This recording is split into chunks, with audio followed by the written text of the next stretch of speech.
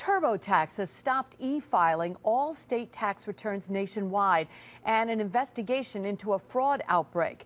The company says too many scammers are trying to file fake returns with other people's stolen personal information. In fact, the state of Vermont won't be issuing any refunds at all until there's a clearer picture of just what's happening here.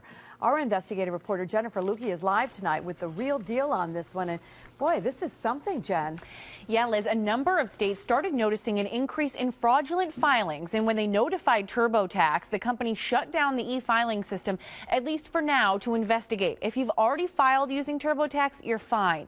If you are who you say you are, you likely won't have an issue getting your refund. But this whole situation is a scary reminder of how our personal information can be quickly misused. TurboTax found an increase in criminal activity where stolen personal data is used to file fake state tax returns. We've reported on this type of fraud extensively in the past. Tom Limparski learned the hard way that he was the victim of it when he tried to e-file his return a few years back. I got an error message back that said that somebody else had already filed using my name and social security number. What information of yours did the scammer need to file this fake return? All he really needed was my name and my social security number. And if you think about it, you know, how many forms during your life have you filled in that have that basic information? How many hands have those forms passed through? The State Department of Taxation and Finance says these type of returns are filed more often than you'd think. There are people, even in different countries, that are just filing returns, seeing what they can get paid, and seeing how they can get it paid quickly. So therefore, you have to stay on top of it. Last year, the state flagged 250,000 questionable returns before it issued any money.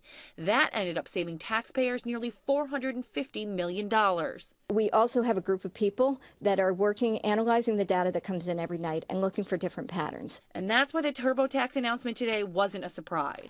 We had seen these patterns that the other states had seen, and we had stopped them through our regular checks.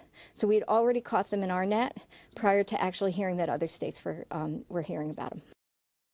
Now, at this point, TurboTax is still preparing and e-filing federal returns, but much of the same personal information is used for both. I reached out to both the company and the IRS today about that to see if they're concerned about this potential fraud. I have yet to get a return phone call or email, but I'll keep you posted. Now, if you filed in New York, there will likely be an increased level of scrutiny, but refunds are still being processed. If you file in Vermont, you'll have to sit tight until there's a better plan to combat the fraud. Cody.